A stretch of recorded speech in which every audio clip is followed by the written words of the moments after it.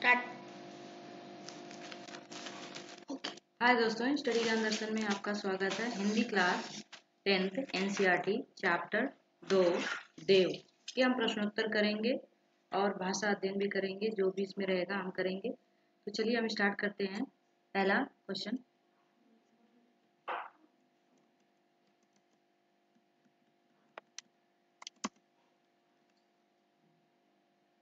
इसमें है, पहला है, कवि ने श्री ब्रजदुल्ह किसके लिए प्रयुक्त किया है और उन्हें संसार रूपी मंदिर दीपक क्यों कहा है।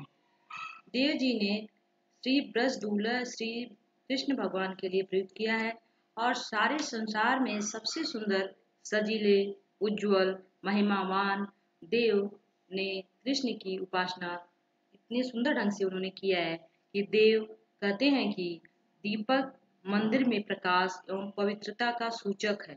उसी प्रकार श्री कृष्ण भी इस संसार रूपी मंदिर में ईश्वरीय आभा का प्रकाश एवं पवित्रता का संचार करते हैं, अर्थात उनकी सौंदर्य की अनुपम छटा सारे संसार में मोहित कर देती है। यह आपका पहला क्वेश्चन है।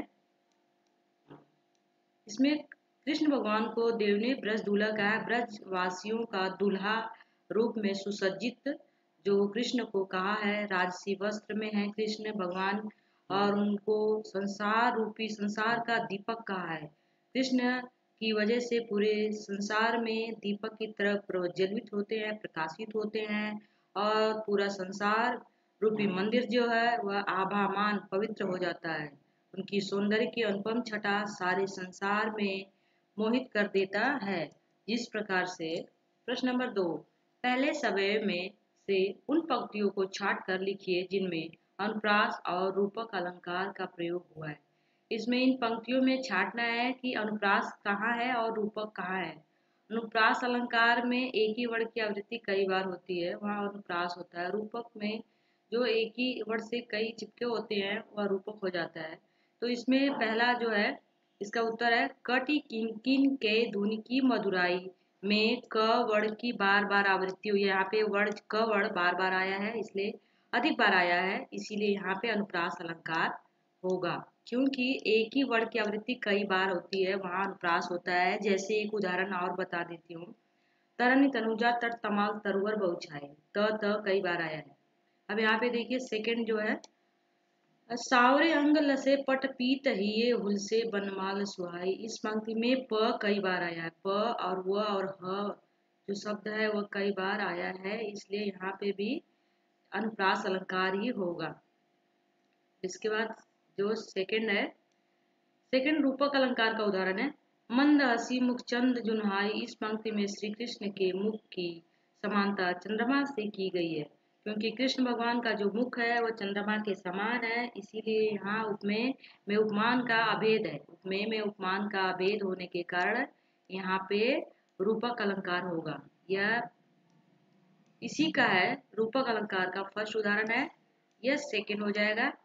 जय जग मंदिर दीपक सुंदर। इस पंक्ति में संसार की समानता मंदिर से की गई है, इसके कारण उपमेय में उपमान का अभेद है आरोप किया गया है, इसलिए यहाँ पे रूपक अलंकार है। जग मंदिर दीपक सुंदर।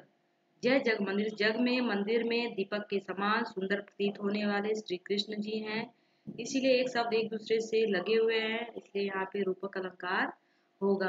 तीसरा प्रश्न है, निम्नलिखित पंक्तियों का काव्य सौंदर्य स्पष्ट कीजिए। पायनी नुपुर मंजू बजे कटकी किंकिन के धुन की मधुराई, सावरे अंग लसे पट पीत हिये उलसे बनमाल सुहाई।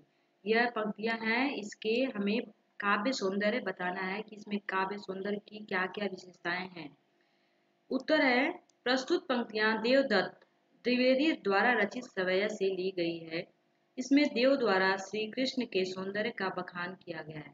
जो पहला पद है उसमें श्री कृष्ण के सौंदर्य रूपी या उनके राजसी वस्त्र का जो बखान किया गया है, उनके अंग पे जो शरीर पे उनके आभूषण है उसका बखान है, उनकी आंखों की चंचलता, उनकी सुंदरता, उनके भाव का चित्रण हुआ है। यहाँ पे देव कवि कहते हैं कि इस प्रकार से कृष्ण जो थे इतने सुंदर सुशोभित हो रहे थे कि उनकी आभा देखते बनती थी। देव जी कहते हैं कि श्री कृष्ण के पैरों में पायल, कमर, तगड़ी, कमरबंद, आभूषण, ये सारे गहने होते हैं, पहनने के लिए होते हैं। कमर जो कमर में पहनते हैं, पायल जो पैर में पहनते हैं। मधुर ध्वनि, उसकी जो ध्वनि है इतनी सुंदर, इतना मधुर है कि उसे कृष्ण की चाल जैसे संगीतमय हो गई है। जब कृष्ण चलते हैं तो उनकी जो चाल है इतनी मधुर हो गई है, इतनी मधुर आवाज आती है इन गहनों से, इन आभूषणों से, कि सुनते ही बनता है। श्री कृष्ण के सांवले सलोने शरीर पर पीताम्बर वस्त्र सुशोभित हो रहा है। श्री कृष्ण जो है पीले रंग के वस्त्र पहने हुए हैं, उनका रंग सांवला रंग है। और इसी तरह उनके गले में पड़ी हुई वनमाला, जो वनमाला का होता है, जंगलों की एक माला फूल होता है वनमाला, उसी से वह एक सफेद रंग का फूल होता है। जो फूल की माला वह कृष्ण जी पहने हुए हैं और वह सुंदर जान पड़ती है, बड़ा ही सुंदर लगते हैं कृष्ण जी। कृष्ण पीताम्बर वस्त्र, वो पीले रंग का वस्त्र पहने हुए हैं। वस्त्र व गले में वनमाला है, गले में एक फूलों की माला है, अलग ही शोभा दे रहे हैं, जो बहुत ही सुंदर सुशोभित हो रहे हैं। पायनी नुपुर मंजू बजे, पैरों में सुंदर पायल है। अनुप्रासिकता, अनुप्रास का इसमें है क्योंकि कई बार वर्ड आए हैं। इसका नाद सुंदर दर्शनीय है, इसका नाद जो है सौंदर्य है वह दर्शनीय है, देखने लायक है, बहुत ही सुंदर कृष्ण प्रतीत हो रहे हैं। इनके जो कमर में, इनके पैरों में, इनके सर पे मुकुट है, सुंदर फूलों की माला है, उसे देखकर जब वो चलते हैं तो उसकी ध्वनि से लोग एकदम प्रसन्नचित हो जाते हैं, संगीतमय हो जाते हैं। अगला प्रश्न 4 है, दूसरे कवित्व के आधार पर स्पष्ट करें कि ऋतुराज वसंत के बाल रूप का वर्णन परंपरागत वसंत वर्णन से इस प्रकार भिन्न है। इसमें ये बताने की कोशिश की गई है कि जो दूसरा सवैया है जिसमें ऋतुराज वसंत को एक छोटा सा बालक कहा गया है, और उसी बालक का किस प्रकार से परंपरागत ढंग से, जिस प्रकार से मनुष्य परंपरा के अनुसार रहते हैं वैसे कैसे वर्णन किया गया है। दूसरे कवियों द्वारा ऋतुराज वसंत को कामदेव मानने की परंपरा रही है, परंतु देवदत्त जी ऋतुराज वसंत को कामदेव मानते हैं। दूसरे कवि तो ऋतुराज वसंत को कामदेव मानते हैं, लेकिन जो देव हैं वह ऋतुराज वसंत को कामदेव का पुत्र बनाकर मानकर बालक राजकुमार के रूप में चित्रित किया। वह बालक को, वसंत रूपी बालक को उन्होंने इस प्राकृतिक दृश्य के माध्यम से, परंपरागत दृष्टि के माध्यम से इसमें वर्णन किया है। दूसरे कवियों ने जहां वसंत के मादक रूप का सराहा है और समस्त प्रकृति को कामदेव की मादकता से प्रभावित दिखाया है, दूसरे जो कवि है वह कामदेव की मादकता, उनकी सुंदरता, उनकी मधुरता को प्रभावित किया है, वर्णन किया है। लेकिन देव ने जो है वह बालक रूपी वसंत को, वसंत ऋतु जो होती है उसे बालक का रूप उन्होंने दिया है। परंपरागत रीति से भिन्न जाकर कुछ अलग किया है देव ने। दूसरे लोग कामदेव को प्रशंसा करते हैं, उनका वर्णन करते हैं, लेकिन यहाँ पे बसंत रूपी जो बालक है उसका वर्णन करते हैं देव, वो थोड़ा हटके करते हैं। वसंत के परंपरागत वर्णन में फूलों का खिलना, ठंडी हवाओं का चलना, नायक नायिका का मिलना, झूले झूलना आदि, परंतु इसके विपरीत देव जी ने यहाँ प्रकृति का चित्रण ममतामयी माँ के रूप में किया। जो प्रकृति है वह जो वसंत रूपी बालक है उसकी माँ बताया गया है। कवि देव ने समस्त प्राकृतिक उपदानों को बालक वसंत के लालन पालन में सहायक बताया है। यह भी बताया है देव ने कि जो तोता है, जो मोर है, जो गुलाब है, जो चटकारियां देके सुबह बालक को उठाता है, और जो लताएं हैं वह बच्चे की नजर उतारती हैं, बहुत से इस प्रकार से बहुत ही सुंदर मनोरम चित्रण किया है वसंत रूपी बालक का देव ने। 4 है, प्रातः जगावत गुलाब चटकारी दे, इस पंक्ति का भाव स्पष्ट कीजिए। प्रातः जगावत का मतलब होता है, प्रातः मतलब सुबह, प्रातः का मतलब मॉर्निंग होता है, सुबह होता है। जगावत मतलब जगाना, उठाना। गुलाब मतलब गुलाब, चटकारी मतलब चुटकियां दे देकर, ऐसे चुटकी देते हैं उसको बोलते हैं। इस पंक्ति का भाव स्पष्ट करना है, इसका मतलब बताना है। प्रस्तुत पंक्तियां देवदत्त द्विवेदी द्वारा रचित सवैया से ली गई। सवैया है जो दूसरा वाला है, इसमें वसंत रूपी बालक का प्रकृति के माध्यम से लालन पालन किया जा रहा है। जो प्रकृति है वसंत रूपी बालक का वही पालन पोषण करती है। इस पंक्ति के द्वारा कवि ने वसंत ऋतु की सुबह के प्राकृतिक सौंदर्य का वर्णन किया है। सुबह सुबह जो प्राकृतिक सौंदर्य होता है, उस सौंदर्य में जो गुलाब है, इसमें गुलाब दिखाया गया, गुलाब है, वह वसंत रूपी छोटे बालक को उठाने का काम करती है। वह चुटकी दे देकर जगाती है। सुबह, प्रातः ही मतलब सुबह के समय। सौंदर्य का वर्णन किया है। वसंत ऋतु को राजा कामदेव का पुत्र बताया गया। यह बताया गया है कि जो वसंत रूपी जो बालक है वह कामदेव का पुत्र है। लेकिन बाकी कवि जो बताते हैं वह कामदेव की सुंदरता का वर्णन करते हैं। लेकिन यहाँ पे देव ने जो है, देव कवि कहते हैं कि कामदेव का पुत्र जो वसंत है, मैं उसका वर्णन कर रहा हूँ। वसंत रूपी बालक, जो वसंत रूपी बालक है, छोटा सा नन्हा सा, डाल रूपी पालनी में वो सोया हुआ है। एक डाल के पालनी में सोया हुआ है और प्रातः सुबह का समय है। और सुबह होने पर गुलाब का जो फूल होता है वह उस बच्चे के पास आके वह चुटकी दे देकर, बजा बजा कर वह उसे उठाने का प्रयत्न करती है। वसंत में प्रातः ही चारों ओर गुलाब खिल जाते हैं। वसंत के समय चारों दिशाओं में गुलाब के फूल खिले होते हैं। और बड़ा ही सुंदर चित्रण किया है उन्होंने, बड़ा ही सुंदर दृश्य भी दिखाई देता है। चांदनी रात की सुंदरता को कवि ने किन किन रूपों में दिखाया है। जो चांदनी रात होती है, पूर्णिमा की चांदनी रात है, उस चांदनी रात में किस प्रकार सी सुंदर आभा जो होती है, जो सुंदरता होती है चांदनी रात का, उसका वर्णन देव ने किया है। देव जी आकाश में चांदनी रात की सुंदरता अपनी कल्पना के सागर में के रूपों में किया है। पूर्णिमा की रात में धरती, आकाश, चांद की आभा जो फैली होती है, स्फटिक होती है, क्रिस्टल होती है, साफ होती है। नामक शिला से निकलने वाली दूधिया रोशनी संसार रूपी मंदिर में ज्योति जगाती है। इतना सुंदर आभा होती है, इतना चमक होती है, इतना सफेद होता है कि उसे देखकर लगता है दूध की तरह रोशनी चारों तरफ जगमगा रही है। इसी का दूसरा पॉइंट है, देव की नजरें जहां तक जाती है उन्हें वहां तक बस चांदनी ही चांदनी नजर आती है। देव कहते हैं पूर्णिमा की रात में चांदनी इतनी प्रकाशित होती है कि मैं जहां देखता हूँ मुझे चांद का प्रकाश ही प्रकाश दिखाई देता है। मानो धरती दही के समुद्र की हिलोरे ले रही है। ऐसा लग रहा है कि जो धरती है उस पे दही का बहुत ज्यादा समुद्र की तरह, जो झाग की तरह, फेम की तरह वह फैला हुआ है पूरी धरती पे। देव कहते हैं कि चांदनी रूपी दही का समंदर समस्त आकाश में उमड़ता हुआ सा नजर आ रहा है। ऐसा आकाश को देखकर, चांदनी रात को देखकर ऐसा प्रतीत होता है कि चारों दिशाओं में दही जैसा, समंदर के फेन जैसा फैला हुआ है। और समंदर जो है सुंदर सुशोभित हो रहा है, सुंदर सुशोभित हो रहा है, समंदर की तरह दिखाई पड़ रहा है आकाश में चांदनी रात।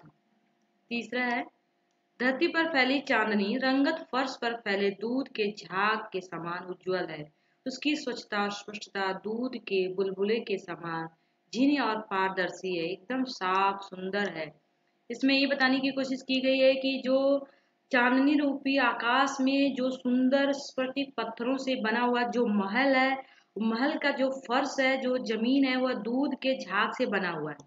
उसे देखकर ऐसा लगता है कि दूध के झाग से वह मंदिर रूपी, जो आकाश में मंदिर रूपी स्फटिक पत्थर से बना हुआ है, वह पत्थर जो है वह दूध से बना हुआ है, दूध के झाग से बना हुआ है। इतना साफ, इतना सुंदर दिखाई दे रहा है।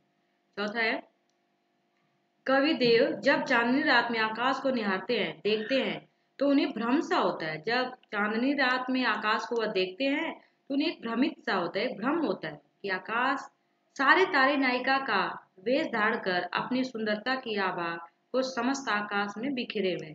ऐसा प्रतीत होता है कि जितने भी तारे हैं, तारे जो है नायिका का रूप है और सभी अपने अपने सुंदर वस्त्रों में आकाश रूपी मंदिर में जो नायिकाएं हैं वह खड़ी हैं। उसी के बीच में सुंदर नायिका जो राधा है वह प्रतीत हो रही है, जो सफेद साड़ी पहनी हुई है और मोतियों की माला पहनी हुई है। उसे देखकर जो चांदनी रात में, चांदनी रात भी फीकी पड़ जाती है राधा के सामने। 7 नंबर, प्यारी राधिका को प्रतिबिंब सुलगत चंद्र, इस पंक्ति का भाव स्पष्ट करना है, इसका अर्थ बताना है। इसमें कौन सा अलंकार है? चंद्रमा सौंदर्य का श्रेष्ठतम उदाहरण है। सबसे श्रेष्ठतम उदाहरण जो है चंद्रमा सौंदर्य का है, सुंदरता। जब कोई भी कितना सुंदर होता है तो हम कहते हैं ओहो इसका चेहरा चांद की तरह है। परंतु कवि ने राधिका की सुंदरता को चांद की सुंदरता से भी श्रेष्ठ बताया। लेकिन यहाँ पे कविदेव कहते हैं कि चांद से भी सुंदर जो है राधिका है, राधा है जो चांद से भी सुंदर है, उसके आगे चांद भी फीका पड़ गया है। चांद के सौंदर्य को राधिका का प्रतिबिंब मात्र बताया गया है। ऐसा कहा गया है कि जो राधिका का जो रूप है, जो उसका सौंदर्य है, जो वह प्रतिबिंब की तरह दिखाई दे रहा है, उसके आगे जो चंद्रमा है वह फीका पड़ जा रहा है, वह उसकी छाया है, राधा की छाया मात्र है। कहना चाहते हैं कि राधिका सुंदरता, उज्ज्वलता, अपरंपार या चांद के सौंदर्य की उपमा राधा के सौंदर्य से नहीं की गई, बल्कि चांद को राधा से हीन बताया गया। मतलब चांद राधा से हीन है, सबसे सुंदर इसमें राधा को बताया गया है, राधा के नीचे ही चांद को बताया गया है। राधा सबसे सुंदर है, राधा के आगे चांद फीका है, हल्का है, इसलिए यहाँ व्यतिरेक अलंकार होगा। व्यतिरेक अलंकार और उपमा अलंकार, उपमा में सा से सी लगता है, इसीलिए किसी भी उपमा में ज्यादा करके जब किसी की तुलना किसी से की जाती है, किसी की सुंदरता की तुलना किसी से की जाती है, तो ज्यादा करके लोग चांद की तुलना लोगों से करते हैं। लेकिन यहाँ पे जो है चांद, जो राधा की तुलना जो है चांद से, मतलब राधा को और भी श्रेष्ठ बताया गया है, चांद से श्रेष्ठ। तीसरे कथन के आधार पर बताइए कि कवि ने चांदनी रात की उज्ज्वलता का वर्णन करने के लिए किन किन उपमानों का प्रयोग किया है। कौन कौन से उपमानों का प्रयोग हुआ है। कवि ने चांदनी रात की उज्ज्वलता का वर्णन करने के लिए स्फटिक शिला का वर्णन किया है। स्फटिक शिला एक पत्थर होता है जिसको देखने से उसके आर पार दिखाई देता है, उसी से वह मंदिर, जो आकाश में जो मंदिर बना है, इसी स्फटिक पत्थर से बना हुआ है। दही के समुद्र का दूध जैसे झाग मोतियों की चमक का दर्पण की स्वच्छता है। और जो दही से, जो समंदर से जो उसका जो दीवारें बनी है महल की, जो उसका दूध से जो उसका फर्श बना हुआ है महल का, वह बिल्कुल स्वच्छ है, शीशे के समान दिखाई दे रहा है। आदि उपमानों का प्रयोग कवित्व की सुंदरता में चार चांद लगा देता है। उपमानों का प्रयोग किया गया है और यहाँ पे तीसरे सवैये में यह चांदनी रात की उज्ज्वलता का वर्णन किया गया है, दूध, दही और समंदर के फेन से किया गया। प्रश्न नंबर 9 है, पठित कविताओं के आधार पर कवि देव की काव्यगत विशेषताएं बताइए। काव्यगत, काव्य की क्या विशेषता है। रीतिकालीन कवियों में देव को अत्यंत प्रतिभाशाली कवि कहा गया है। रीतिकाल के बड़े ही प्रतिभाशाली कवि जो है वह देव को कहा गया है। महान कवि है, काफी अच्छे लिखते हैं, नायिकाओं के बारे में इन्होंने बहुत वर्णन किया है। पहला पॉइंट है, जो देवदत्त है वो ब्रज भाषा के सिद्ध हस्त कवि है, ब्रज भाषा का वो ज्यादा प्रयोग किए हैं। तो दूसरे में कवित्व एवं सवय छंद का प्रयोग, छंदों का भी प्रयोग करते हैं। कवि के बारे में दिया गया है कि वह किस किस चीजों का कैसे प्रयोग करते हैं अपनी कविताओं में। भाषा बेहद मंजी, कोमलता, उनकी भाषा बेहद कोमल है, माधुर्य गुण है, इसमें ओतप्रोत है। 4 है, देवदत्त ने प्रकृति चित्रण को विशेष महत्व दिया। वो प्रकृति को, कुदरत की जो चीजें हैं, जो ग्रीनरी हरियाली है, उसका ज्यादा वह चित्रण करते हैं। 5वां है, देव अनुप्रास, उपमा, रूपक आदि अलंकारों का प्रयोग करते हैं। अनुप्रास, उपमा और रूपक अलंकार का प्रयोग अधिक करते हैं अपनी रचनाओं में। प्रश्न नंबर 6, देव के प्रकृति वर्णन में अपारंपरिकता, उदाहरण के लिए उन्होंने अपने दूसरे कवित्व में सारी परंपराओं को तोड़कर वसंत को नायक बताया है। वसंत नायक है और शिशु के रूप में चित्रित किया गया। शिशु के रूप में वसंत रूपी जो वसंत है इसको चित्रित किया गया है। 10 अगला रचना, लास्ट प्रश्न है, रचना और अभिव्यक्ति। अपने घर की छत से पूर्णिमा की रात देखिए तथा उसके सौंदर्य को अपनी कलम से शब्दबद्ध कीजिए। यह रचना अभिव्यक्ति है, आपका 10वां नंबर है, लेकिन इसमें पहला है क्योंकि इस जो रचना अभिव्यक्ति का सिर्फ एक ही क्वेश्चन है, तो इसमें रचना अभिव्यक्ति में हमको करना है। तो यह बताया गया है इसमें कि किस प्रकार से इसमें वर्णन किया गया है। अपने घर की छत पर जब भी पूर्णिमा की रात आए, चांद बहुत बड़ा दिखाई दे, उस चांद को देखकर, उसकी सुंदरता को देखकर आपको एक कल्पना करना है, सोचना है, विचार करना है और फिर उसके बारे में आपको लिखना है। अपनी मर्जी से आप लिख सकते हैं, कुछ चीजें आपको खुद लिखना चाहिए। चांदनी रात का सुंदर तो बस देखते ही बनता है। कल ही पूर्णिमा थी, उज्जवल चांदनी थी, सफेद किरणों से केवल जो किरणें थी सफेद दिखाई दे रही थी। आकाश ही नहीं बल्कि धरती जगमगा रही थी। आकाश ही नहीं बल्कि धरती भी जगमगा रही थी। चंद्रमा के प्रकाश से रात में भी सारी चीजें स्पष्ट रूप से दिखाई दे रही थी। वातावरण बहुत ही मनोरम था, बहुत ही सुंदर वातावरण था।